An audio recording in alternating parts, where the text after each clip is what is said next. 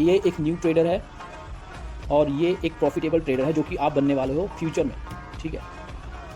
तो ये इसका पीएनएल मैं आपके साथ बना के दूंगा, ये इसका पीएनएल बना के दूंगा। आपको बस दोनों में डिफरेंस समझना है, उसके बाद मैं आपको स्ट्रेटजी बताऊंगा, ठीक है। तो जो नया ट्रेडर है उसका $100 का लॉस होता है।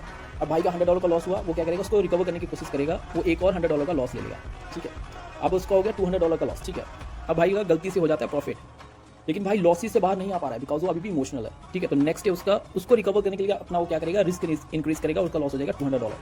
तो ओवरऑल भाई जो है नेगेटिव में चला जाएगा, ठीक है। नेगेटिव में उसका पीएनएल चला जाएगा, हो सकता है उसका अकाउंट भी ब्लॉक हो जाए।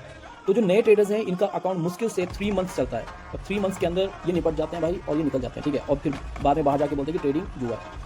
लेकिन जो एक प्रॉफिटेबल ट्रेडर है जो कि 2 या 3 या 4 साल बाद ही बनता है, क्योंकि टाइम लगता है ट्रेडिंग को समझने में, ये बिकॉज ये सारा इमोशनल डिसिप्लिन और पेशेंस की गेम होती है, राइट। इन भाई का $100 का लॉस हुआ, लेकिन भाई को पता है कि $100 का लॉस हो चुका है, तो अभी उनका जो माइंडसेट है वो इमोशनल हो जाएगा, तो वो ट्रेडिंग बंद कर देंगे उस दिन के लिए। तो नेक्स्ट डे आएंगे, अब उनको पता है कि आज भी उनका लॉस हो सकता है बिकॉज मार्केट उनके अगेंस्ट है, ठीक है। तो क्या करेंगे, अपने लॉस को मैनेज कर लेंगे। मैं आपको बताऊंगा लॉस को मैनेज कैसे करते हैं, ठीक है। नेक्स्ट डे भगवान की कृपा से उनका एक प्रॉफिट हो जाता है $250 का, बिकॉज जो प्रॉफिटेबल ट्रेडर होते हैं वो अपनी प्रॉफिटेबल ट्रेड्स को, विनिंग ट्रेड्स को होल्ड करके रखते हैं। उनको पता है जो उनकी विनिंग ट्रेड्स है उनको हमेशा होल्ड करते हैं, जो उनकी लूजिंग ट्रेड्स हैं उनको एकदम काटते हैं। ये उनकी स्ट्रेटजी होती है, मैंने लास्ट वीडियो में भी बताई थी, ठीक है।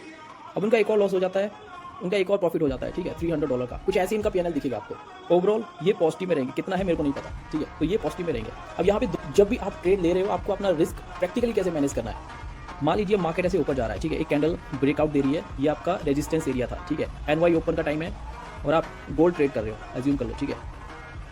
और जैसे ही ब्रेकआउट आपको मिलता है तो नेक्स्ट कैंडल पहले वीक डाउन करेगा, फिर वैसे ऊपर जाने का ट्राई करेगा, ठीक है। तो आप यहाँ पे एंट्री लोगे, एंट्री कहीं भी हो सकती है, एंट्री इंपल्सिव भी हो सकती है, कहीं पे आप यहाँ पे भी एंट्री ले सकते हो, यहाँ पे भी एंट्री ले सकते हो, ठीक है। अगर आपने यहाँ पे एंट्री ली, ठीक है, और मार्केट थोड़ा सा ऊपर गया लेकिन उसके बाद रिवर्स हो गया। अब मार्केट जब यहाँ पे रिवर्स होगा तो क्या होगा, यहाँ पे एक बड़ा सा वीक बन जाएगा और ये कैंडल कुछ ऐसे रेड दिखेगा, ठीक है, ऐसे रेड सा दिखेगा। तो यहाँ पे जो नए ट्रेडर्स होंगे वो अपना स्टॉप लॉस यहाँ से यहाँ कर देंगे, ठीक है, उनका स्टॉप लॉस इंक्रीज हो जाएगा। अगर यहाँ पे इनका $100 का लॉस था, वो $200 का लॉस लेने के लिए रेडी हो जाएंगे, बिकॉज उनको लगता है कि मार्केट यहाँ से ऊपर ही जाएगा। उनके माइंड में ये बैठ जाता है, वो प्रिडिक्ट कर लेते हैं पहले कि मार्केट तो जाएगा, उनको लॉस अपना थोड़ा जो स्टॉप लॉस है उनको नीचे करना पड़ेगा, स्लाइड करना पड़ेगा। लेकिन जो प्रॉफिटेबल ट्रेडर्स हैं वो क्या करेंगे, जब ये कैंडल उनके अगेंस्ट चली जाती है तो उनको पता है कि ये जो कैंडल है अपने ओपन प्राइस से नीचे जा चुकी है, तो ये इस कैंडल का बिजनेस नहीं है, इस कैंडल को तो नीचे आना ही नहीं था, ठीक है, उसको तो ऊपर जाना था। तो उनको ये अच्छा नहीं लगता, वो क्या करते हैं अपना 50% पोजीशंस अपनी हटा देते हैं, ठीक है। अब कैंडल नीचे आती है और जो उनका स्टॉप लॉस होता है उनको नहीं छेड़ते हैं। उनको पता है कि जब कैंडल यहाँ तक आ सकती है तो ये नीचे भी आ सकती है, उनके स्टॉप लॉस को उठा सकती है, तो उस चीज़ को एक्सेप्ट कर लेते हैं, ठीक है। तो अब यहाँ पे वो 50% पोजीशन जो है ऑटोमेटिकली उनके चली जाती हैं। तो अगर उनका टोटल लॉस था $100 2% पे, तो उसको मिनिमाइज करके कम से कम $70 तक कर देते हैं, ठीक है। तो ये इनकी स्ट्रेटजी रहती है।